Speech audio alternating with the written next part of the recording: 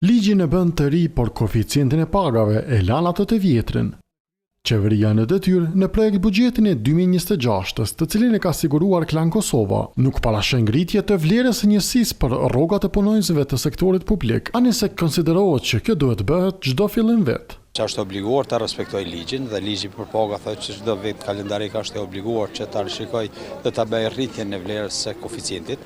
Siç e dini, vlera e koeficientit është e njëjta, 110 euro. Shoqëria civile mendon se ekzekutivi zëvendësoi rritjen e kësaj shkalle me zotimin për rrogën shtesë, por kjo delse paraqet shkelje. Do duhet që të rritej vlera e koeficientit dhe të ketë edhe pogë të 13, po jo të ketë vetëm pogë të 13, sepse sipas ligjit për menaxhimin e financave publike duhet të ketë rritje ekonomike që ta prodhoj pasaj edhe rritjen e pogave në sektorin publik. Edhe sindikalistët s'duan manipulim përmes këtij beneficioni. Paga 13 nuk ka të bëjë fare me rritjen e pagës.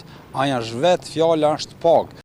Kësaj legjislatura e re vlerësohet se nuk duhet ja jap aminin kuletës vjetore pa një rishikim. Kuvendi mos me miratu në këtë format ligjin për ndarje buxhetore, të ketë pogë të 13 gjithsesi, por që rritja ekonomike me e prodhu edhe rritjen e pagave kuletës totale në sektorin publik. Nga 916 milion vitin e shkuar, si vjet janë destinuar 980 sosh për kategorinë e pagave që përfshin privilegjet për mbi 90.000 punonjës në sektorin publik.